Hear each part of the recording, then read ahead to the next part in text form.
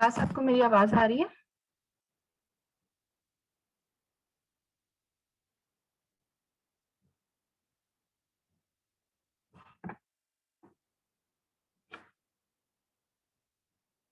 अस्सलाम वालेकुम क्लास, आपको मेरी आवाज आ रही है? तो मुझे जवाब देगा। Yes ma'am. यस मैम आ रही है। आ रही है। यस मैम आ रही है। लगता है कि नहीं आवाज आ रही है, इसलिए मैं सेटिंग वगैरह देखनी होती है। ठीक है, और क्या हाल चाल है सबके? ईद कैसी गुजरी?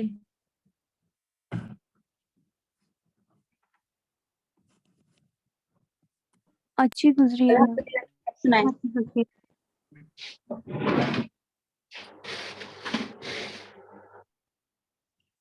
आज बच्चे भी कम आए हैं क्लास में, छुट्टियों पे हैं लगता है। वैसे ही तुम लोग छुट्टियों पे हो, अब कहाँ पे घूम फिर रहे हो? अच्छा चलो ये बताओ मुझे, हम लोगों ने लास्ट टाइम जो है नी पैथोलॉजी स्टार्ट की थी, हाफ पढ़ा था। अब मुझे ये नहीं समझ आ रही कहाँ तक पढ़ा था, कुछ आइडिया है कितनी स्लाइड्स हमने कंप्लीट की थी? मैम 50 स्लाइड तक पढ़ा था। अच्छा,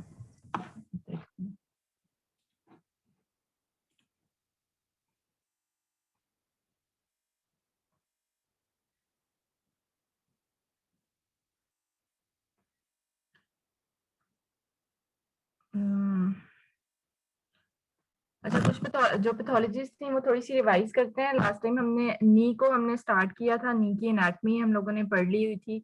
नी के क्या क्या स्ट्रक्चर्स होते हैं, बोनी स्ट्रक्चर्स कौन से हैं, कौन कौन सी बोन्स हैं जो मिलके नी जॉइंट बना रही हैं। देन हम लोगों ने ज्वाइन मतलब कैसे कर रही हैं वो थ्रू लिगामेंट्स, कौन कौन से लिगामेंट्स हैं वो पढ़े थे। जो है डिफरेंट लिगामेंट्स जो है उसको ज्वाइन कर रहे थे। ठीक है, मीडियल लेटरल क्रूशिएट लिगामेंट्स थे हमारे पास। ठीक है, उसके बाद मेनिस्कस हम लोगों ने कुछ पढ़े थे, क्या मीडियल और लेटर मेनिस्कस उनका क्या होता है, कहाँ पे ये पड़े होते हैं, how they appear ultrasound. Then हम लोगों ने टेंडन पढ़ा था, बहुत इंपॉर्टेंट टेंडन जो है, एक जो के लिगामेंट और टेंडन दोनों है वो किसकी कॉन्टिन्यूशन है। ठीक है, फिर उसके अलावा ये सारे हमने एनाटमी में मसल्स वगैरह भी कुछ हमने पढ़े थे, कौन से हैमस्ट्रिंग मसल्स हैं। और ठीक है, अच्छा उसके बाद हम लोगों ने पैथोलॉजी शुरू की थी। पहला टेबल था कि हम लोगों के पास जो पेशेंट किसी कंप्लेंट्स के साथ आ रहे हैं उसके एसोसिएटेड पोटेंशियल फाइंडिंग्स क्या हो सकती हैं। ठीक है, वो एक टेबल में मैंने मेंशन कर दिया था कि इस कंप्लेंट के साथ पेशेंट आ रहा है तो मोस्ट प्रोबेबली उसको ये प्रॉब्लम हो सकती है। पोटेंशियल फाइंडिंग्स है, ठीक है, वो कंफर्म तो अल्ट्रासाउंड के ऊपर होता है या फिर MRI। ठीक है, अल्ट्रासाउंड इसलिए मैं बार बार कहती हूँ कि ultrasound is not a good modality for musculoskeletal abnormalities, but कहीं जो है हम लोग इसको अल्ट्रासाउंड को यूज कर सकते हैं, क्योंकि हमारी इसमें एबनॉर्मेलिटीज जो हैं कुछ ऐसी जो मेजर हम लोगों को मस्कुलोस्केलेटल में होती हैं वो अल्ट्रासाउंड के ऊपर इतनी क्लियर नजर नहीं आती। फॉर दैट हम लोग फिर MRI जो है ना उसको करवाते हैं। बट छोटी डिजीजेज या कुछ ऐसे सिम्टम्स हैं जो कि हम लोगों को जरूरी नहीं है कि MRI ही करवानी पड़ी। देन हम फास्ट है, नॉन इन्वेसिव है, और उसके अलावा इसके और भी हम लोगों ने फंक्शंस उस दिन पढ़े थे कि हम क्यों अल्ट्रासाउंड करवा रहे हैं फॉर द मस्कुलोस्केलेटल रीजन। ठीक है, फिर हम लोगों ने उसकी पैथोलॉजीज में वो कंप्लेंट्स पढ़ी थी, और उसके बाद जो मेजर नी के अंदर जो थी एक हमारे पास साइनोवियल, पता है हमें फ्लूइड होता है तो नी फ्यूजन हमने पढ़ा था, साइनोवियल हाइपरट्रॉफी पढ़ा था। दोनों का डिफरेंस बहुत ज्यादा इंपॉर्टेंट है कि how can you differentiate fusion and synovial hypertrophy on ultrasound. ठीक है, वो 3 पॉइंट थे कि एक कंप्रेसिबल है, एक डिस्प्लेसेबल है, एंड उसके अंदर जो है तीसरा हमारे पास था कि वो ब्लड सप्लाई जो है, ब्लड सर्कुलेशन उसके अंदर एक में मिलती है। डॉपलर अल्ट्रासाउंड अगर हम करते हैं तो एक में ब्लड जो है हमें वेसल्स नजर नहीं आती हैं। ठीक है, ये तो हमारे कंपैरिजन था between the knee fusion and synovial hypertrophy. Then हम लोगों ने उसके अंदर कुछ सिस्ट्स पढ़ी थी, उनका डिफरेंशिएशन पढ़ा था कि how they differentiate on ultrasound, हम कैसे इनको डिफरेंशिएट कर सकते हैं। Number 1 was the Baker cyst and the other one was the popliteal cyst. Baker cyst कहाँ होती है, बेकर सिस्ट कैसी नजर आती है, पोस्टीरियर साइड पे ये होती है, और उसका कैसे बड़ी सिस्ट होती है, एनेक्विक होती है। बट जो मेजर डिफरेंस था वो था कि बेकर सिस्ट की नेक होती है। ठीक है, दैट एक्सटेंड्स। ठीक है, देन हमारे पास सेकंड क्या था, पॉप्लिडियल सिस्ट, उसकी सिस्ट नहीं होती, वो सॉरी नेक नहीं होती है, वो बिल्कुल एनेक्विक एक जिस तरह एक नॉर्मल सिस्ट होती है। जस्ट लाइक दैट वो पॉप्लिटियर फोसा के अंदर हमें जो है पॉप्लिटियर सिस्ट मिलती है। ठीक है, फिर हम लोगों ने मेनिस्कल सिस्ट पढ़ी थी। मेनिस्कस हमारे पास क्या होते हैं, मीडियल और लेटरल मेनिस्कस होते हैं, जो कि हमारी जो फीमर बोन है उसको एक अफेक्ट क्या कहते हैं, एक सपोर्ट हमारे पास है और उसमें अटैच होते हैं टिबिया के बिल्कुल ऊपर। ठीक है, जिसमें एक वो ग्रूव सा बना होता है और वो मेनिस्कस उसके ऊपर होता है और उसके अंदर आके जो है वो फीमर के कंडाइल्स जो है वो अटैच होते हैं। ठीक, तो इन मेनिस्कस की भी सिस्ट जो है वो बड़ी कॉमन है। क्या होता है कि अब मीडियल साइड पे है और एक लेटरल साइड पे है, तो हमें मीडियल और लेटरल साइड पे एक सिस्ट मिल सकती हैं। अब अकॉर्डिंग टू द पोजीशंस हम लोगों ने इनको डिफरेंशिएट करना है कि आया ये पॉप्लिटियल सिस्ट है, पॉप्लिटियल सिस्ट पॉप्लिटियल फोसा में मैम? medial। हाँ जी, स्क्रीन नहीं शो हो रही। अच्छा, मैं वैसे रिवाइज कर रही हूँ, अभी हम स्टार्ट करते हैं। ओके वही, जी। ठीक है, फिर हम लोगों ने क्या पढ़े थे, जो ये तो मैं अभी रिवाइज ही कर रही हूँ। ठीक, उसके बाद हम लोगों ने दोनों की सिस्ट की जो है वो डिफरेंशिएशन पढ़ा था, पॉप्लिटियर बेकर सिस्ट। फिर मेनिस्कल सिस्ट हमने पढ़ी थी। मैंने बताया था कि मेनिस्कस जो है वो मीडियल और लेटरल साइड पे होते हैं, तो उनकी जो सिस्ट हैं वो फिर उन्हीं साइड्स पे हमें एनेक्विक से जो है सिस्ट नजर आती हैं। ठीक है, ये सिस्ट तक मेरा ख्याल है हम लोगों ने पढ़ा था। उसके अलावा हम लोगों ने मेजर जो एक आर्थराइटिस एक जो है ना ऑस्टियो आर्थराइटिस बड़ा कॉमन नी का है, एक डिजीज है। उसमें क्या होता है कि हमारे पास सोनोग्राफिकली अगर हम देखें तो क्या साइंस मिलते हैं। मैंने आपको बताया था कि जहाँ पे इन्फ्लेमेशन होगी वहां पे ब्लड सप्लाई उसका बढ़ जाएगा। ठीक है, अगर हम उसके ऊपर डॉपलर स्कैन करते हैं अपना, तो उस डॉपलर स्कैन में हमें हाइपर वेस्कुलरिटी मिलती है, हमें छोटी छोटी भी वेसल्स नजर आती हैं। फॉर दैट पर्पस हम लोग उसके लिए एडवांस फॉर्म ऑफ डॉपलर जिसको हम पावर डॉपलर या फिर हम उससे भी एडवांस एक आ गया हुआ है SMI, that is superb microvascular imaging, वो हम लोग अप्लाई करते हैं। ठीक है, वो हमें वैसे तो डॉपलर के ऊपर भी बहुत सारी वेसल्स दिखा सकता है, but if we want to see the branches और छोटी छोटी वेसल्स भी हमने देखनी है, देन हम उसके एडवांस उसके मॉडिफाइड फॉर्म उसकी जो मोर सेंसिटिव जो डॉपलर है वो कौन सा है, पावर डॉपलर है। ठीक है, पावर डॉपलर से आगे और भी उसकी टाइप्स होती हैं, तो हम लोग डॉपलर स्कैनिंग करते हुए हम इन्फ्लेमेशन को डिटेक्ट कर सकते हैं। What is inflammation? इन्फ्लेमेशन जो है वो सोनोग्राफिकली हमें एक नंबर 1 पे हाइपरवेस्कुलराइज्ड एरिया नजर आएगा।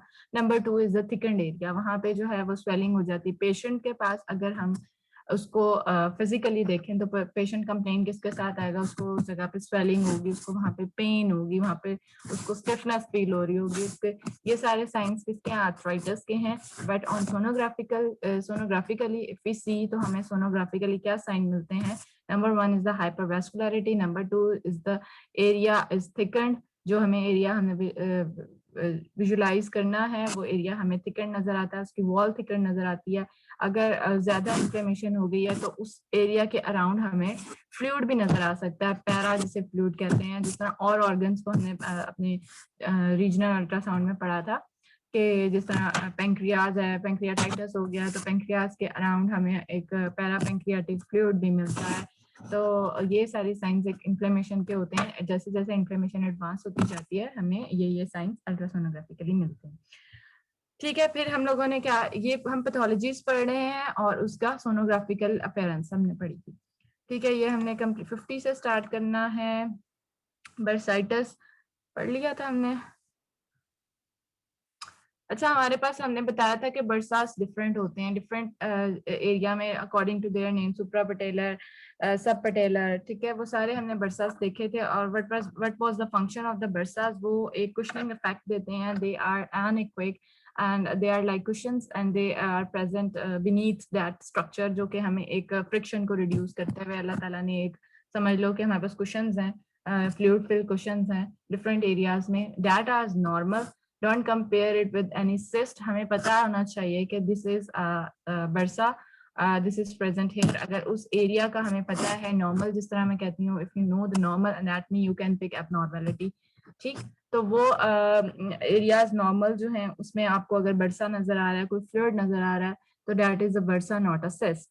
ठीक है, अगर बर्साइटस होता है, bursitis is inflammation of the bursa, then again हमें वही साइन जो इन्फ्लेमेशन के हैं वो बर्सा के अंदर नजर आएंगे, ठीक है। Bursa is anechoic fluid filled structure, तो नॉर्मली उसके अंदर कोई हमें ऐसा क्या कहते हैं वेसल्स नजर नहीं आती हैं, उसकी वॉल हमें नॉर्मल नजर आती है, कोई थिकेंड वॉल नहीं होती। But in the case of inflammation हमें उसके अंदर ये सारे साइंस जो कि एक इन्फ्लेमेशन के हैं सोनोग्राफिकली वो उसमें प्रेजेंट होते हैं। अच्छा, व्हाट इज एंथेसिस? ये जो होते हैं ना, ये there is a connective tissue between the tendon और लिगामेंट और बोन के दरमियान, ठीक है। या टेंडन का बोन के दरमियान या लिगामेंट का बोन के सेंटर में हमारे पास एक कनेक्टिव टिश्यू की लेयर होती है। अगर उसकी इन्फ्लेमेशन हो जाती है, that is known as enthesis, ठीक है। उसकी इन्फ्लेमेशन मैं आगे दिखाती हूँ। अगर एंथेसिस को देखें तो ये दिस इज एंथेसिस, ठीक है। What is enthesis? It's a connective tissue layer between the bone and ligament or tendon. An important aspect to mention is that while no fluid is normally found in the prepatellar bursitis, a small amount in deep infrapatellar bursa is common in the healthy subject. ये हम लोगों को सिर्फ बरसास का बता रहे, जो मैं अभी बात कर चुकी हूँ कि नॉर्मली वी शुड नो कि हमें बरसास कहाँ प्रेजेंट है, और एक हेल्दी ऑब्जेक्ट, एक हेल्दी सब्जेक्ट मतलब कि जो हमारा नॉर्मल स्ट्रक्चर है उसके अंदर हमें बरसास की लोकेशंस को जो है ना उसके साथ हमने सिस्ट के साथ या इन्फ्लेमेशन के साथ कंपेयर नहीं करना, उसको हमने नहीं कहना कि ये जो है ना हमारे पास बरसात है। अच्छा, फ्लूइड इन द इंफ्रापेटेलर बरसा, ये देख रहे हो आप, ये ऊपर कौन सा, ये क्या जा रहा है, ये इसमें लाइंस हैं, वाइट वाइट वाइट सी लाइंस हैं।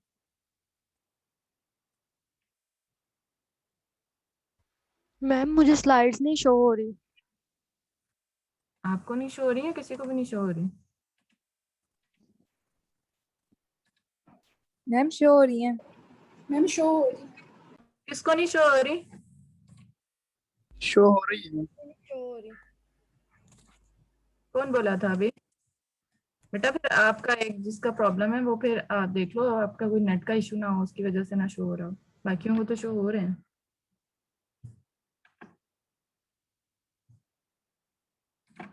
अच्छा ये बताओ ये क्या है, ये ऊपर जो हमें व्हाइट लाइंस मिल रही हैं ये? Ma'am tendon. टेंडन है, ठीक है। ये आप व्हाइट कलर का ये क्या देख रहे हो यहाँ पे? व्हाइट कलर का क्या होता है with the posterior shadowing? Bone bone है। टिबियल टिबियोस्टी। ये हमारे पास जो है ना टिबिया बोन है, जिसके पीछे आपको जो पोस्टीरियर शैडोइंग नजर आ रही है, that means white structure having a posterior shadowing confirm bone, ठीक है। अच्छा, अब ये जो है हमारे पास इंफ्रापटेला बरसा, मतलब पटेला जो हमें पता है कि किस जगह पे पड़ा होता है, उसके बीनीथ हमें एक फ्लूइड नजर आ रहा है। कुछ स्कैनिंग जो होती है ना, अल्ट्रासाउंड की जो इमेजेस है ना, मस्कुलोस्केलेटल अल्ट्रासाउंड के, उनको इस तरह आप देख नहीं सकते। आप सारे स्ट्रक्चर आपको एक जैसे ही नजर आएंगे, बट आप एरिया को नहीं बता सकते हो कि व्हाट एरिया इज इट, ठीक है। ये आप जब लाइव स्कैनिंग कर रहे होते हो ना, तो डोंट वरी कि हमें सारे स्ट्रक्चर एक जैसे ही नजर आ रहे हैं, ये कौन सा बरसा है, ये कौन सा मीडियल साइड है, कौन सा लेटरल साइड है, ये तो सारे स्ट्रक्चर्स ही एक जैसे नजर आते हैं, ठीक है। बट आपको सिर्फ मेनली पिक्चर्स दिखाने का मकसद ये है कि जो 3-4 चीजें हमने मस्कुलोस्केलेटल अल्ट्रासाउंड के ऊपर देखनी होती हैं, how they looks like, tendons कैसे नजर आते हैं, लिगामेंट्स कैसे नजर आते हैं, फिर उसके बाद हमारे पास बोन्स कैसे हम कंफर्म कर सकते हैं कि this is a normal bone, उनका जो ऊपर सरफेस है दिस इज स्मूथ, हमें कोई उसमें ऑस्टियोफाइट्स या उस तरह नजर नहीं आते, this is the normal appearance of the bones, ठीक है। बोन को वैसे हम लोग एक्सरेस के ऊपर बेहतर हम लोग जो है वो उधर रिपोर्ट करते हैं, उधर देखते हैं, ठीक हो गया।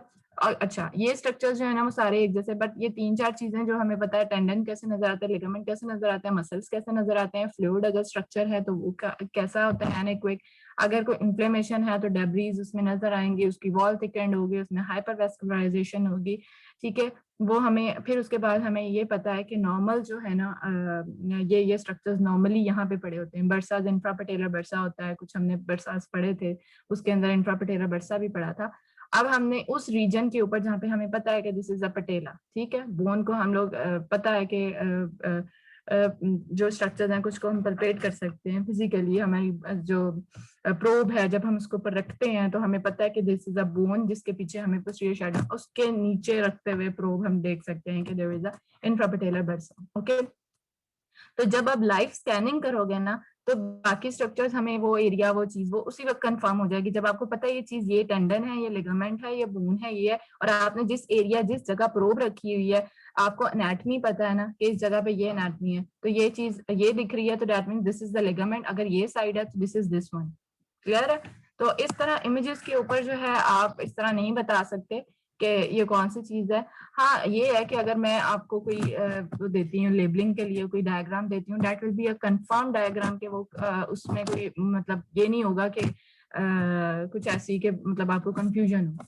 ठीक है, वो क्लियर होगी कि ये बोन है, ये लिगामेंट है, ये टेंडन है। आप सिर्फ ये लिख दो, ना लिखो कि ये मीडियल साइड है, लेटरल साइड है, but this is a tendon, this is a bone, this is a muscle, this is a fluid. ठीक है, तो उनके दरमियान, दोनों बोन्स के दरमियान अगर कोई जॉइंट है तो दिस इज अ मेनिस्कस। ठीक है, वो सारी चीजें जो है वो आप लोगों ने इस तरह मुझे बता सकते हो। ठीक है, तो सिर्फ इमेजेस दिखाने का मकसद ये है कि इस तरह का अल्ट्रासाउंड पे नजर आता है, साइड कौन सी है वो आप बाद में देखोगे। ठीक है, ये हमारे पास इमेज है partial tear of the patellar tendon. अब इसके अंदर डिसकंटिन्यूएशन देख रहे हो आप टेंडन के अंदर। अच्छा ये क्या है, ये इन्होंने केस दिया हुआ है 37-year-old female who suffered from limited range of flexion of the knee associated with pain and swelling of the knee after falling down with the flexed knee while running. Ultrasound shows partial tear, white arrow जो आपको दिखा रहा है, this is a tier, आपको नजर आ रहा है कि उसके अंदर ब्लैक सी एक लाइन आ गई है। Partial tier, white arrow of the patellar tendon, blue arrow. ठीक है, ये जो टेंडन है हमारा, ये जो ये नजर आ रहा था, इसके अंदर आपको ये जो लाइन नजर आ रही है ब्लैक सी, जिसने आपको क्या कहते हैं ना, जहाँ पे टियर हो जाएगा वो एक ब्लैक लाइन नजर आ जाएगी। तो this is a partial tear. जो कंप्लीट टियर होते हैं वो बिल्कुल अलग अलग कर देते हैं एक साइड। ठीक है, वो तो this is the partial tear of the patellar tendon. ठीक है, पटेलर टेंडन कैसे है, ये देख रहे हो, ये बोन है। ठीक है, ये ऊपर मसल है, सॉरी जो टेंडन है मसल की, एंड देन बोन, और इसके आगे जो हमारे पास वो क्या बनता है, लिगामेंट बनता है। ठीक है, तो this is a patellar tendon का टियर। अच्छा, अब आज जो बोन्स और कार्टिलेज की अब नॉर्मेलिटीज, बोन की तो मैं बता चुकी हूँ, दोबारा से रिवाइज कर लेते हैं। Knee osteoarthritis is one of the most encountered disease among general population with the women predilections. ठीक है, इसमें क्या है, वुमेन जो है वो मोर प्रोन है ऑस्टियोआर्थराइटिस के, उस पर ज्यादातर फीमेल्स हमारे तो घर में, मतलब घर क्या, हर घर में ये आपको देखा होगा आपने, जो नानियां दादियां या बड़ी एज की 50-60 प्लस की एज में जो भी आपके घर में होंगे, उनको घुटनों का प्रॉब्लम तो रहता ही है। ठीक है, कि हमें जो है ना घुटनों में दर्द रहता है, सीढ़ियां नहीं चढ़ी जाती, घुटनों का प्रॉब्लम हर ये जो है ना इस एज में वुमेन के अंदर बहुत ज्यादा कॉमन है। ठीक है, इसलिए भी कॉमन है कि जो वुमेन है ना, मैं कहती हूँ कि इनको जितना ज्यादा कैल्शियम रिक्वायर्ड होता है ना, ये मेल से ज्यादा इनको कैल्शियम रिक्वायर्ड होता है। ठीक है, ठीक है, तो जो है ना इस तरह विद एज जो है, जो वुमेन कैल्शियम नहीं लेती हैं, उनका आहिस्ता आहिस्ता बोन्स जो है ना वो इस तरफ ही जाना शुरू हो जाती है। तो मैं कहती हूँ कि मेल से ज्यादा मेल्स को भी जरूरत है उतनी ही जितनी फीमेल को जरूरत है, बट कैल्शियम जो है ना बहुत ज्यादा अवॉइड करती हैं फीमेल्स, तो विद एज जो है ना उनको फिर प्रॉब्लम्स आती हैं। तो दूध मत छोड़ा करो, दूध पिया करो, सारे कैल्शियम दिया करो, अगर उस तरह नहीं ले सकते तो वैसे कैल्शियम ले लिया करो, तो हेल्दी बोन्स के लिए। अभी हम लोगों को नहीं पता चलता।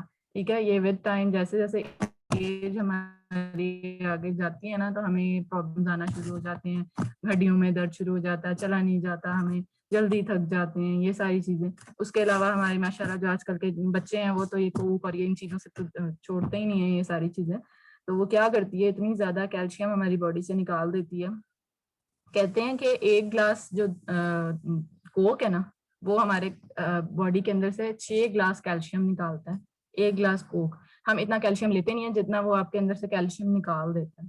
ठीक है, तो वो या तो फिर अगर पीनी है ना तो एक ग्लास कोक पियो, और उसके बाद 6 ग्लास जो है ना दूध भी पी लेना, ताकि वो आपका लेवल हो जाए। ठीक है, तो इतना हम लोग कैल्शियम लेते नहीं है जितना हम बाहर निकाल रहे हैं। तो अभी हम लोग को इससे इतना पता नहीं चलता, जो कि अभी थोड़े अरसे बाद जो थोड़ा आप लोग की 30s में 40s में जाओगे तो वो जो है ना आपको कंप्लेंट्स आएंगी। तो कोशिश करो कि अपने बोन्स को हेल्दी रखो। Osteoarthritis is one of the most common disease, ठीक है. आर्थराइटिस के हम लोगों ने साइंस भी पढ़ लिए हैं. The most specific ultrasonographic signs of osteoarthritis are the osteophytes. ये पहले भी मैंने ये बात की थी कि अगर बोनी प्रोजेक्शंस हमें नजर आती हैं, अगर हमें जो सरफेस है बोन की वो स्मूथ नजर नहीं आ रही है, तो दैट मीन्स कि उसके अंदर डीजेनरेटिव चेंजेस आना स्टार्ट हो गई हैं. ठीक है, उसमें क्या होता है कि जो बोन है वो हमारी उसके खुरदरी होना शुरू हो गई है विद टाइम. ये सारा उसके अंदर कैल्शियम निकलना शुरू,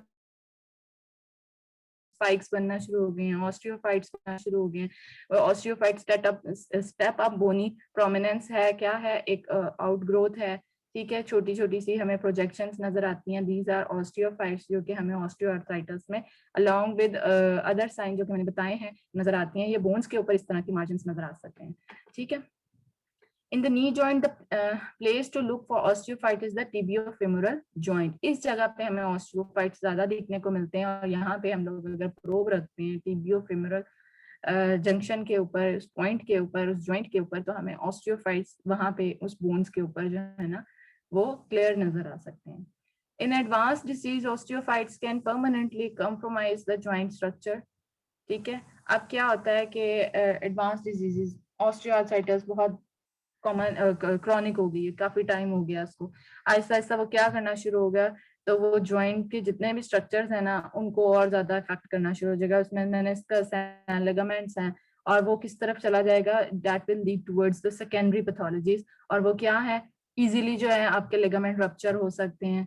ठीक है, मेनिस्कल सिस्ट बन जाएंगी. इतनी ज्यादा कमजोरी आ चुकी हुई है कि आप देखते हैं ना कि वो जो है ना इतनी कमजोरी हो जाती है कि आप जरा सा भी कोई क्या कहते हैं कोई चोट भी लगी ना तो वहां पे लिगामेंट्स और इनका रप्चर इतना जल्दी होता है. मैंने ये देखा भी हुआ है कि क्या कहते हैं, किसी ने बल्कि मुझे बताया था कि इस तरह हमारी बहुत दादी बहुत बूढ़ी थी, चल भी नहीं सकती थी, उनके इतने ज्यादा प्रॉब्लम था नींद में ये वो.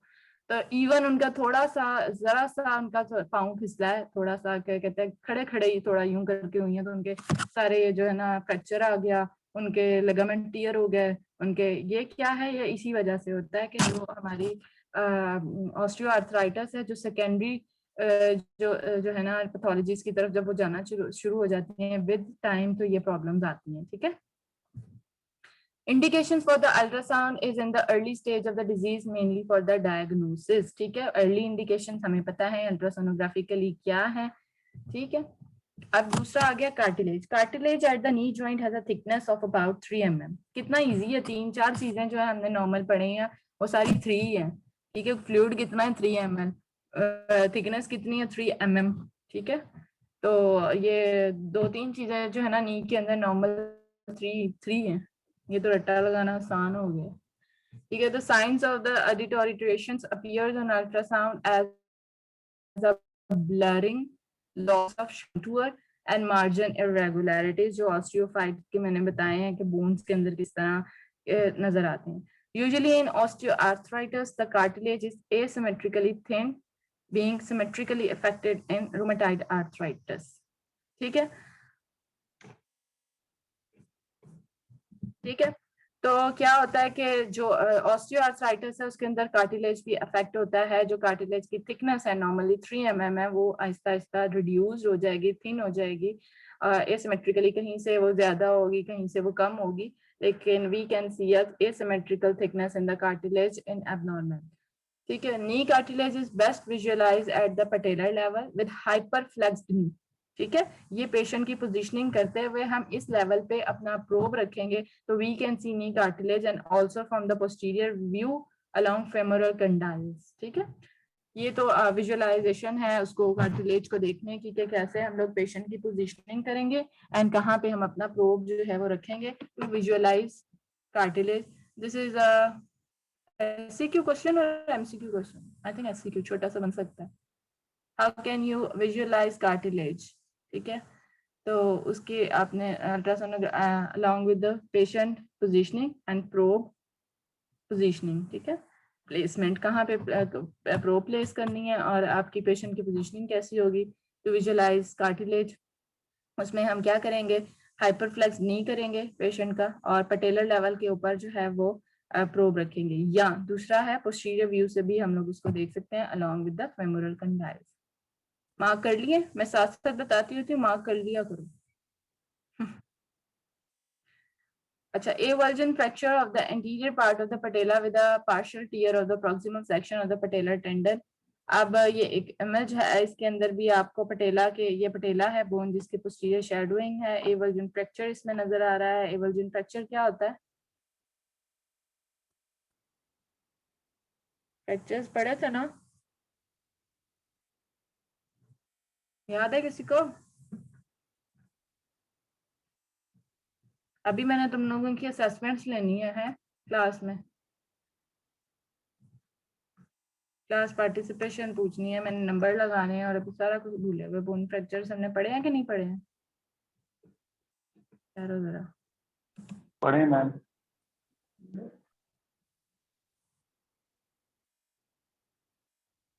झूठ बोलते हैं, हमने पढ़ा ही नहीं है अभी, वो तो अगला इस नी के बाद है। तुमने क्या पढ़ा है?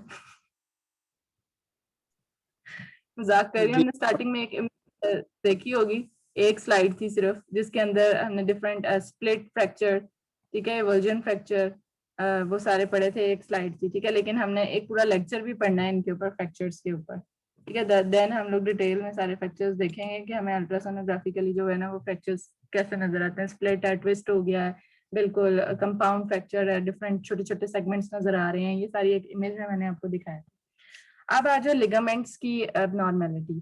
एक है हमारे पास, हमने क्रूशिएट लिगामेंट्स कुछ पढ़े थे, कौन कौन से? एक एंटीरियर है, एक पोस्टीरियर है, वो हमारे क्रॉस में होते हैं, ठीक है। एक एंटीरियर साइड पे होगा, एक पोस्टीरियर साइड पे। जो लिगामेंट्स हैं क्रूशिएट इसलिए कहते हैं, दे आर लाइक क्रॉस में होते हैं यूं, ठीक है। तो ACL is responsible for a large part of the knee stability. जो इंटीरियर क्रूशिएट लिगामेंट है वो ज्यादा उसका रोल है, इंटीरियर साइड पे है, तो पेशेंट को स्टेबल करके रखता है, तो इसके जो है ना वो भी चांसेस ज्यादा हैं टीयर होने के, ठीक है। ACL tear often leads to the knee giving out and may require surgical repair. अब क्या है, इंटीरियर साइड पे क्या सपोर्ट कर रहा है कि नी जो है वो आगे की साइड पे ना आए, आगे से इसको सपोर्ट कर रहा है ना, इंटीरियर साइड पे है। तो जब जब इसका टीयर हो जाएगा तो क्या होगा कि जो हमारा नी जॉइंट है वो आगे की तरफ को हो जाएगा, मतलब जो उसकी बोन्स है ना वो आगे गिविंग आउट जो पोजीशन क्या उसको कहते हैं, ठीक है। जो सपोर्ट है वो नी की खत्म हो जाएगी। और पोस्टीरियर क्रूशिएट लिगामेंट क्या है, पोस्टीरियर साइड पे है, उसका tear cause pain, swelling and knee instability. These injuries are less common than ACL. ACL is more common, ठीक है। And physical therapy rather than surgery is usually the best option. ये जो हमारे doctor साहब हैं सारे, वो जो है इनका ट्रीटमेंट करते हैं ज्यादा, ठीक है। सर्जिकल अगर बहुत ज्यादा स्वेयर हो जाता है देन सर्जिकली इनको ठीक किया जाता है। अदरवाइज वो विद जो एक्सरसाइजेज ऑफ थेरेपी जो है वो इनको ठीक कर सकते हैं और इनको मिलता है। अच्छा, व्हाट इज दिस? एक इमेज है, मैंने पहले भी दिखाई थी, आज मैं अच्छा चलो ये बताती हूँ, ये क्या है?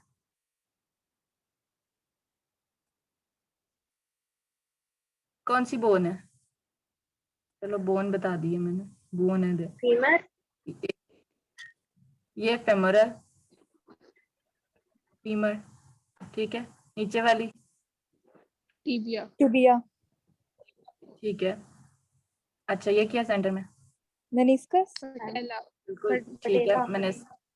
मेनिस्कस, ठीक है। पटेला होता है तो बिल्कुल वाइट इस तरह का नजर आता है, बोन है ना वो।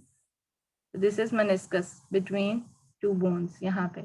ये ऊपर क्या है? Media collateral ligament. ये कौन सा लिगामेंट हो गया? Medial collateral medial ligament. Collateral ligament. मैं अब आपको साइड तो नहीं बता रही हूँ, लेकिन okay, medial collateral ligament, but this is a ligament जो दोनों बोन्स को ज्वाइन कर रहा है, ये ऊपर, ठीक हो गया। What is this? लिखा हुआ है, this is a medial meniscal cyst. अगर हम उसी साइड पे, जिस साइड पे ये देख रहे थे मीडियल साइड पे, अगर इस मीडियल जो हमारे पास मेनिस्कस है इसकी एक सिस्ट बन जाए यहाँ पे, बड़ी सी सिस्ट, जब हम अल्ट्रासाउंड करेंगे सिस्ट तो ऐसी नजर आएगी ना। अब हमें इसमें ये तो नहीं बता सकते कि क्या चीज है, बस ये कह सकते हैं कि देयर इज अ सिस्ट, ठीक है। तो अब हमें ये नहीं पता किस साइड पे है, किस स्ट्रक्चर से वो निकल रही है, किस स्ट्रक्चर के अंदर है, तो वो तो जब हम लाइव स्कैनिंग कर रहे होंगे तब हमें पता चलेगा कि this is a medial meniscal cyst present on the medial side, ठीक है, और मेनिस्कस के साथ है, ठीक हो गया।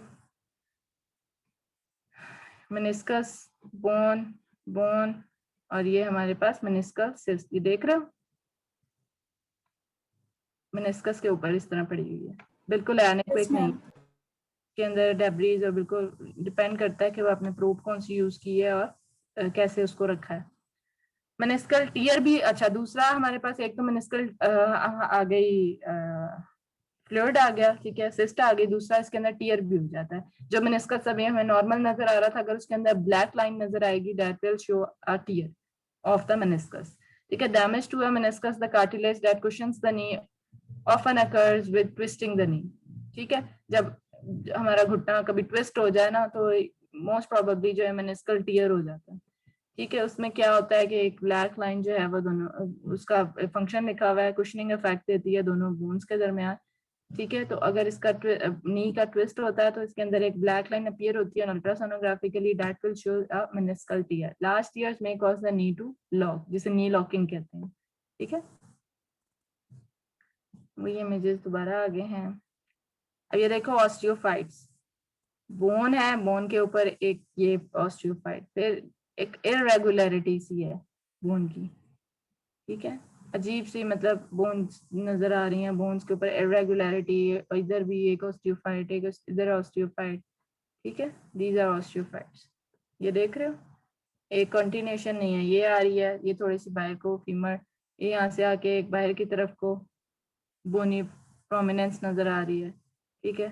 ऑस्टियोफाइट, ये देख रहे हो बोन आ रही है बाहर की तरफ को एक ऑस्टियो, ठीक है, ये दरमियान में मेनिस्कस, क्लियर है। Yes ma'am. अब आज जो मीडियल कोलैटरल लिगामेंट, मेनिस्कस का हमने पढ़ लिया है, जो लिगामेंट्स हैं जो इस मेनिस्कस के ऊपर, अब आपको एक नजर आ रहा था बैंड सा वाइट सा, ठीक है, दैट वाज द लिगामेंट। अगर उसका टीयर होता है या उसका प्रॉब्लम होता है, वो किस तरह का नजर आएगा, मीडियल कोलैटरल लिगामेंट स्ट्रेन और टीयर, दिस इंजरी में cause pain and possible instability of the, अच्छा इसके ज्यादातर complaints pain, instability of that region, ठीक है। फिर हम लोग उसको रूल आउट करेंगे, उसको क्या प्रॉब्लम है। समटाइम्स कुछ ऐसी कंप्लेंट्स होती हैं कि वो कह रहा होता है कि मुझे फ्लेक्शन में प्रॉब्लम है, मुझे एक्सटेंशन में प्रॉब्लम है, वो जो फिर मसल्स इन्वॉल्व होते हैं हम उनको, हमें पता है कि हमने इस साइड को देखना है।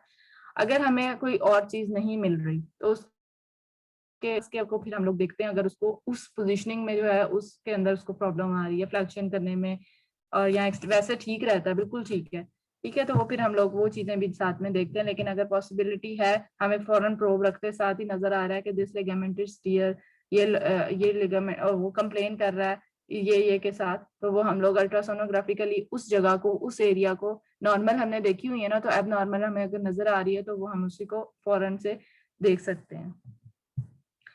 सबलक्सेशंस, द नी, जो पटेला है, जो नी कैप स्लाइड्स एबनॉर्मली और dislocate along the thigh bone during activity. जो पटेला है वो अपनी पोजीशन से थोड़ा सा इधर उधर जब मूव कर जाता है ना, उसको पटेलर सबलक्सेशंस कहते हैं। उसमें क्या होता है कि बोन जो है ना वो अपनी जगह से डिस्प्लेस हो जाती है, results knee pain around the knee cap.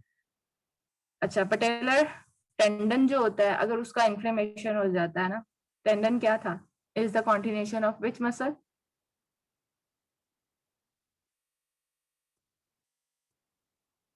Eid के बाद आए हो सारे सोए हुए हो हैं, मैम क्वाड्रिसेप्स मसल क्वाड्रिसेप का होता है, एंटीरियर थाई का मसल होता है। हाँ, क्वाड्रिसेप फेमोरस मसल का कॉन्टिन्यूशन है पटेलर टेंडन, जो कि अटैच करता है पटेला के साथ, एंड देन पटेला से आगे बोन के साथ अटैच करता है, बनाता है पटेलर लिगामेंट, ठीक है। तो क्वाड्रिसेप फेमोरस जो है ना वो है कॉन्टिन्यूशन जो पटेलर टेंडन की है। अगर उस टेंडन के अंदर इन्फ्लेमेशन हो जाती है, ठीक है, the inflammation of the tendon connecting the knee cap that is patella to the shin bone, this occurs mostly in athletes from repeated jumping, ठीक है, ये उनमें ज्यादातर उसकी इन्फ्लेमेशन होती है बार बार रिपीटेड एक ही वो करने की वजह से, ठीक है। Jumpers knee with thickened patellar insertion, अब एक एक्टिविटी कोई बहुत ज्यादा कोई कर रहा होता है ना, और उसका एक मसल एक टेंडन जो है उस एक्टिविटी के अंदर बहुत ज्यादा इन्वॉल्व हो रहा है, कोई स्पेसिफिक, कोई समझ लो कि कोई जिनका जो ऐसी स्पोर्ट्स एक्टिविटीज हैं जिनमें नी का रोल ज्यादा है, जिसमें शोल्डर का, जिस तरह बैडमिंटन हो गया या कुछ और ऐसी एक्टिविटीज होगी जिसके अंदर हमारा शोल्डर का ज्यादा है, किसी के अंदर नी का ज्यादा है, किसी के अंदर स्पाइन का ज्यादा है, जो कि झुक के जो हॉकी शॉकी खेल रहे होते हैं उनमें झुक के आपकी स्पाइन पूरी पीछे से जो है वो झुकी होती है, उसमें वो बार बार उसी रेपिटेशन, उसी मूवमेंट और उसी पोजीशन की वजह से जो है वो इन्वॉल्व कर लेते हैं हमारे वही जो स्पेसिफिक मसल्स या हमारे पास जो स्ट्रक्चर्स हैं उनकी इंजरीज, फिर उनको थिकेंड, फिर वो चीजें जो है ना वो हमें उस एरिया में बहुत आहिस्ता आहिस्ता क्रॉनिक होने की वजह से वो अजीबोगरीब सी बनती जा रही होती हैं, ठीक है, उनमें पैथोलॉजीज हो जाती हैं, ठीक, फिर उनके रप्चर होने के चांसेस बहुत ज्यादा होते हैं। What is this?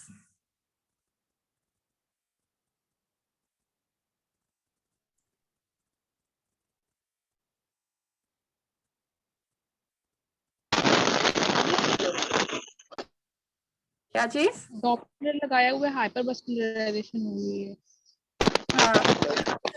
डिफाइन करोगे तो ये देखो एक बोन है, बोन के पीछे शेडोइंग है, ऊपर से एक स्ट्रक्चर बोन से आ रहा है, यहाँ पटेला पड़ा हुआ है, that could be a tendon, ठीक है, और पटेला और उसकी अगर इन्फ्लेमेशन हुई है तो उसके अंदर हाइपरवास्कुलरिटी देख रहे हो,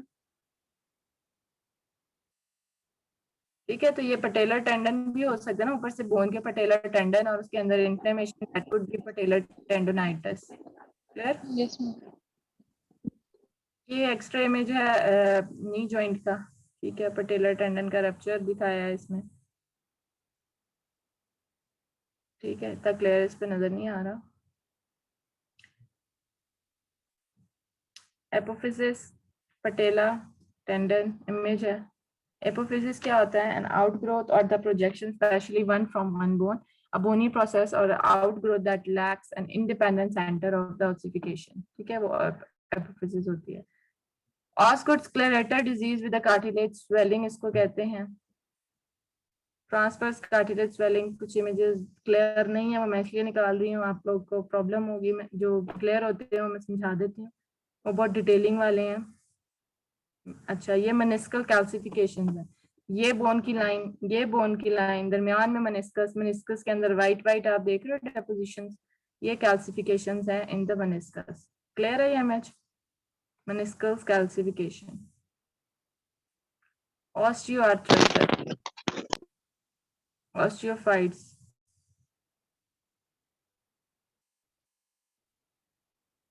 अच्छा ये कुछ केसेस हैं, ये आपने खुद रीड करने हैं, कुछ केसेस इसमें मैंने लिख दिए हुए हैं कि ये पेशेंट इस कंप्लेन के साथ आया था, उसका अल्ट्रासाउंड किया है, ठीक है, तो हमें ये चीज मिली है, तो 7 स्ट्रक्चर्स हैं उनके, क्या कैसे, क्योंकि मैं पहले एक्सप्लेन कर सकती हूँ, ये सिर्फ एक क्वेश्चंस हैं, वो आपने इसको रीड ही करना है, ठीक है, और 7 इमेजेस उन्होंने। This is another case of infrapatellar bursitis, इसमें पेशेंट किन कंप्लेंट्स के साथ आ रहा है, ठीक है, अल्ट्रासाउंड क्या शो करेगा, ठीक है, और उसका इमेज। हाउसमेड नी क्या होता है, उसमें क्या पेशेंट के किस कंप्लेन के साथ आ रहा है, फिर उसका अल्ट्रासोनोग्राफिक अपीयरेंस, और उसके बाद जो है ना ये उसकी इमेज है, ठीक है, वो तीनों जो है केसेस जो हैं वो आपने बस रीड करने हैं।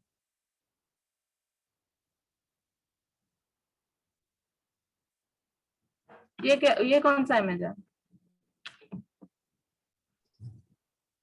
मैम ये लॉन्गिट्यूड नहीं, इतना क्लियर इमेज इस तरह का नजर आता है इस पे? मैम एक्सरे है। No ma'am. ऐसा थोड़ी होता है, मैम एमआरआई मैम एमआरआई है। एमआरआई है, देखो कितनी डिटेल नजर आ रही है, ये एमआरआई है, और ये कौन सा है? मैम बिलाल हुसैन है, मैंने कहा कौन सा व्यू है? ये मैम इंटीरियर व्यू है। बिलाल हुसैन कौन सा व्यू है? मैंने समझा कि आपने पूछा कि ये कौन बोला है।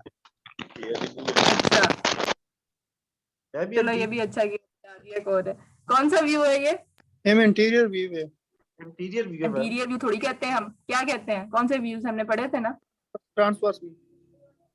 नहीं, ट्रांसफर ऐसा होता मैम कोरोनल है। कोरोनल कोरोनल व्यू है। मैम ये Yes. सैजिटल व्यू है। वो मैं एमआरआई का पूछ रही हूँ, this one coronal view, front से आप देख रहे हो, this is not a sagittal view. Sagittal view होता है तो यूं आप एक साइड से देख रहे हो तो उसको यूं कट करते हैं ऊपर से नीचे, दिस वन ठीक है। तो ये एंटीरियर और पोस्टीरियर को जो डिवाइड करता है कॉर्नल व्यू, फ्रंट से देख रहे हैं ना, नजर नीचे बोन, ठीक है। अच्छा हमने ये देखो, ये भी एक एमआरआई का इमेज है, एमसीएल टीयर दिखाया हुआ है, मीडियल कोलेक्टरल लिगामेंट, ठीक है। इसके अंदर ये ब्लैक लाइन नजर आ रही है, that is the tear. Ultrasonography के लिए इस तरह देखो कितना कितना फर्क है इमेज में और अल्ट्रासाउंड इमेज में, ठीक है। तो अगर हमें पता है ज्यादातर तो मैं बता रही हूँ ना, बार बार कहती हूँ कि यहाँ पाकिस्तान में मस्कुलोस्केलेटल अल्ट्रासाउंड होता ही नहीं है, बहुत कम हो रहा है। अगर हो रहा है ना तो वो इतनी अच्छी मतलब रिपोर्टिंग नहीं हो रही उसकी, इतना क्लियर हम लोग को नहीं बता सकते अनटिल अनलेस बहुत क्लियर हमें पता हो कि ये डिजीज, और वो क्लियर पता चल जाएगी क्लियरली उसके ऊपर। ज्यादातर मस्कुलोस्केलेटल अल्ट्रासाउंड के लिए हम लोग को एमआरआई करवाई जाती है, ठीक है। बर्साइटस वही इन्फ्लेमेशन ऑफ द बर्सास नी के, और पेशेंट किन कंप्लेन के साथ पेन स्वेलिंग। रूमेटॉइड आर्थराइटिस क्या है? ऑटोइम्यून कंडीशन है that can cause arthritis in any joint, not just knee, उसको सिर्फ नी नहीं करता, बाकी भी जो जॉइंट्स हैं वो इंक्लूड होते हैं रूमेटॉइड आर्थराइटिस में, because it's an autoimmune condition. If untreated rheumatoid arthritis can cause permanent joint damage. Gout क्या है? गाउट मैं एमसीक्यू में बहुत देती होती हूँ, a form of arthritis caused by buildup of uric acid. ये आपने याद रखना है, यूरिक एसिड के ज्यादा होने की वजह से जो है आर्थराइटिस या इन्फ्लेमेशन होती है जॉइंट्स के अंदर, that is known as gout, ठीक है। यूरिक एसिड क्रिस्टल्स की वजह से। यूरिक एसिड किन, आपको मुझे चलो मेरी नॉलेज में भी इजाफा करो, यूरिक एसिड किस में ज्यादा होता है, किस क्या खाने से यूरिक एसिड बढ़ सकता है? हर घर का हम प्रॉब्लम है, दालें वगैरह और गोश्त, जो गोश्त ज्यादा मैम खाते हैं, बड़ा मीट। गोश्त वगैरह दालें खाते हैं। हाँ मीट, मीट का है। और इसके अलावा किसी को पता हो, मेरी नॉलेज में भी इजाफा हो कि ये दालें, चीज खाने से जो पल्सेस है ना वगैरह। यूरिक एसिड बढ़ जाता है। स्पिनच वगैरह से भी होता है इंक्रीज। उसके अलावा पल्सेस वगैरह जितनी भी हैं, लेग्यूम्स वगैरह, उनसे इंक्रीज होता है। मैम कोल्ड ड्रिंक मैम पीने से भी टमाटर खाने से भी होता है। कोल्ड ड्रिंक, तो क्या काज कर सकता है यूरिक, ये बना सकता है। तो इसलिए नेक्स्ट टाइम जो है ना, जो बड़ी लोग हैं ना, वो अम्मी बुक करो, वो चीज से अवॉइड करें कि यूरिक एसिड ना बढ़े। आर्थराइटिस होने के उनमें चांसेस ज्यादा होते हैं, विद एज आपको पता है कि ये चीजें हमारी कमजोर हुई होती हैं, तो उनको यूरिक एसिड ना उनका बढ़े, तो वो चीजें अवॉइड करवानी है। Pseudogout क्या होता है? Form of arthritis similar to the gout but caused by the calcium pyrophosphate crystals, ठीक है। अब दोनों का फर्क क्या है? वो यूरिक एसिड की वजह से बढ़ता है, ये भी आर्थराइटिस की ही फॉर्म है, बट ये किसकी? कैल्शियम पायरोफॉस्फेट की क्रिस्टल्स की वजह से जो है ना ये आर्थराइटिस कॉज करता है। अब ये किन में होता है कैल्शियम पायरोफॉस्फेट? ये अब आपने सर्च करनी है किन किन चीजों में हो सकता है, वो चीजें भी अवॉइड करनी है। अच्छा गाउट हो गया, सीडोगाउट हो गया। Septic arthritis, septic is a bacterial infection. Septa जब जब जहाँ पे सेप्टिक वर्ड यूज हो रहा है, that is a bacterial infection. इस इन्फेक्शन की वजह से जो है आर्थराइटिस कॉज हो सकता है, ठीक है। वो वही साइंस है, इन्फ्लेमेशन, पेन, स्वेलिंग, बट जो वर्ड याद करने वाले, what is septic arthritis, it is due to bacterial infection. What is pseudogout, this is just like gout but उसके अंदर कैल्शियम पायरोफॉस्फेट की वजह से, उसका बिल्डअप की वजह से आर्थराइटिस होता है। And then gout, what is gout? Uric acid की ज्यादा होने की वजह से गाउट, ठीक है। क्लियर हो गए? हमने जितने हमने पढ़ ली हैं कि नहीं, जितने प्रॉब्लम थे वो हमारी कवर हो गए हैं। फिर हमने आ रही हैं, और कुछ केसेस हैं वो अभी आपने जनरल लेक्चर एंड होने, तीनों केसेस जो हैं वो पढ़ लेने हैं, कि वो क्वेश्चंस ही हैं। मे बी मैं वो सीधे उठा दूं, ठीक है। वही कंप्लेन के साथ पेशेंट आया है, उसको ये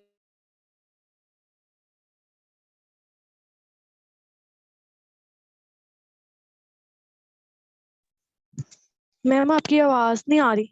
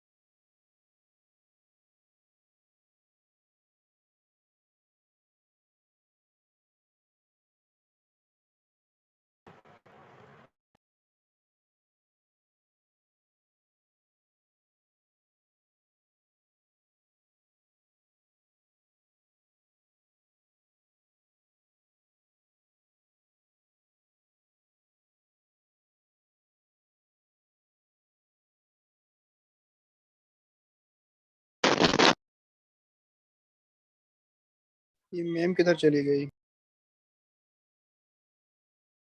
डिस्कनेक्ट हो गई। अच्छा सबूर भाई happy birthday. Happy birthday Saboor. Thank you भाई, थैंक यू। पूरे happy birthday.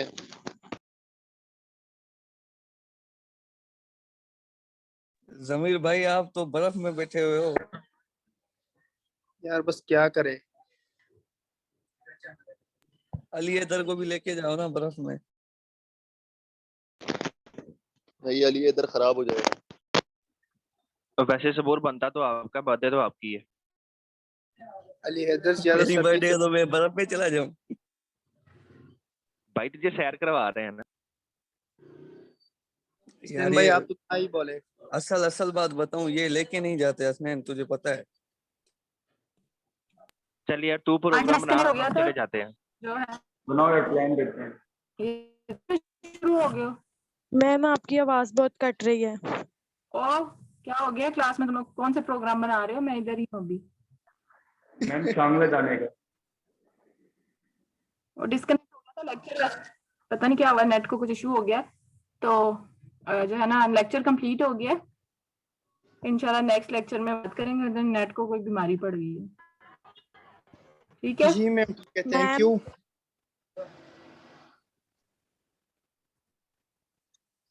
Excuse me ma'am. Net का बहुत इशू चल रहा है, मुझे लग रहा है मेरी आवाज भी क्लियर करे कंप्लीट हो गया। हाँ जी बेटा। मैम वो मैंने आपको प्रीवियस लेक्चर की मेल की थी, तो मेरी थोड़ी तबीयत ठीक नहीं थी, तो उस वजह से मैम आपने अटेंडेंस नहीं लगाई।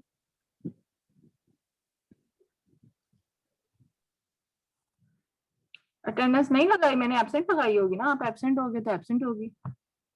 वो मैम मैंने आपको मेल की थी, वो मुझे ना थोड़ा जॉइंटिस हो गया था, तो उस वजह से मैं डॉक्टर के पास जा रहा था उस दिन, तो वो नेट कोई नहीं था बात मेरे नहीं पास, बेटा, तो इस एब्सेंट तो वजह। वो क्योंकि जो जूम की क्लास है ना जिसमें जितने बच्चे होते हैं वो तो हमें रिपोर्ट सेंड करनी होती है ना डायरेक्टर को कि ये बच्चे प्रेजेंट थे। वो जिस तरह जूम के अंदर वो कॉपी पेस्ट ही आगे जाता होता है, ठीक है?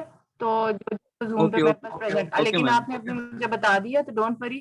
मतलब वो आपकी अगर एब्सेंट भी लगी है तो मैं आपको कहती होती हूँ कि अटेंडेंस को इतना वो कंसिडर मत करो, आपकी असेसमेंट नहीं है। लेकिन जस्ट फॉर के लेक्चर्स आप लोग ले रहे हो और सुन रहे हो, रिकॉर्डिंग्स भी मिल जाती हैं आपको, हर चीज अवेलेबल है। यस मैम वो लेकिन तो कुछ है, यस मैम। जी जी। बातें होती हैं क्लास में, हम लोग जिस तरह डिस्कस कर लेते होते हैं, तो वो तो आप लोग सुना करो और ले लिया करो। बट अटेंडेंस को इतना ज्यादा वो मत लो क्योंकि काफी इश्यूज आ ओके रहे हैं। काफी लोगों की मुझे ईमेल्स आती हैं कि they are present in the class but मुझे वो एब्सेंट होती है उनकी। वो ऐसे होता है कि मेरे पास, मैंने आपको बताया ना कि जूम का जो मेरे पास रिकॉर्ड है मैं उसको as it is copy paste करती हूँ। अब सम टाइम मुझे काफी उनकी एक दो की आती हैं कि मिस मैं प्रेजेंट थी, बट मैंने उनको चेक किया, मेरे पास वो जूम पे शो नहीं हो रहे होते, मतलब क्लास में उनका नेम नहीं शो हो रहा होता कि वो चल प्रेजेंट। नेम भी चेंज होते हैं।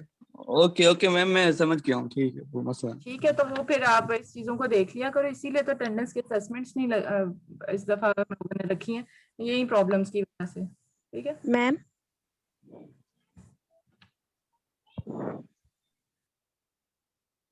एक्सक्यूज मी मैम, लीव कर दें हम? हाँ जी, किसने मुझसे मैम हाँ जी पूछो बेटा।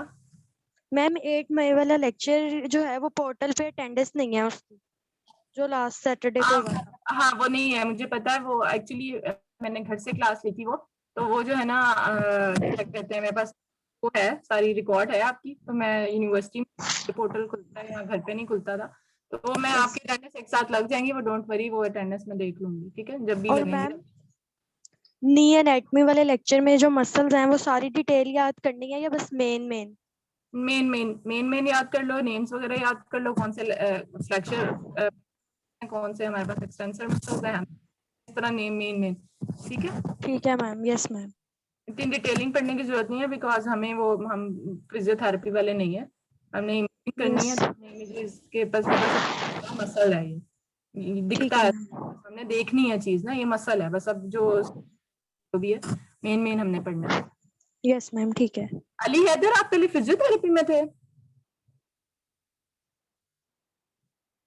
नो मैम मैं मेडिकल इमेजिंग में स्टार्ट की। अच्छा, इधर शुरू से मुझे ऐसे लगा जैसे आप पहले फिजियोथेरेपी में थे, आपने चेंज कराया है। मैंने नहीं मैम ऐसा बिल्कुल भी नहीं, पहले मैं डीबीए में था, वो छोड़ के यहाँ आया। मैडम जी मैंने चेंज करवाया इसी सेमेस्टर में। आप किस में थे? आप फिजियोथेरेपी में थे? जी मैं फिजियोथेरेपी में था, 5 सेमेस्टर पढ़े उनके साथ ना। अच्छा, तो अब क्या फिजियोथेरेपी पसंद नहीं आई थी तो चेंज? आप बाकी लीव कर सकते हैं अपनी क्लास, ठीक है? नहीं मैडम जी सारे कहते थे आप मानसी हो, तो फिर मुझे अच्छा नहीं लगता।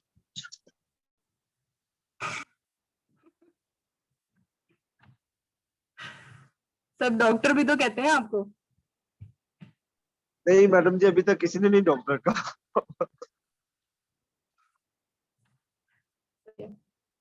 चलो ठीक है, इंशाल्लाह फिर नेक्स्ट क्लास में हम लोग पढ़ेंगे। नेक्स्ट हम लोग की है पैथोलॉजीज पढ़ ली। अब अल्ट्रासोनोग्राफिकली हम उसकी टेक्निक्स पढ़ेंगे, अल्ट्रासाउंड पे कैसे करना है हमने नी का ना। तो नी थोड़ा सा लेंथी है, इसके जो साइड्स हैं वो भी थोड़ी सी लंबी लंबी सी हैं, क्योंकि बाकी आगे जो है ना दो हमारे स्ट्रक्चर्स हैं, एक शोल्डर बड़ा, एक नी बड़ा और रिस्ट भी छोटा सा, मतलब बहुत दरमियाना है। ये 3 जो है ना, फिर उसके बाद आगे हमारे एक एक लेक्चर ही है। ये 3 जो बड़े जो है ना वो स्ट्रक्चर्स हैं और इनके स्लाइड भी ज्यादा हैं, तो इस वजह से रोटी शोटी खा के आना। ठीक है, चलो टेक केयर, अल्लाह हाफिज। Okay thank you ma'am.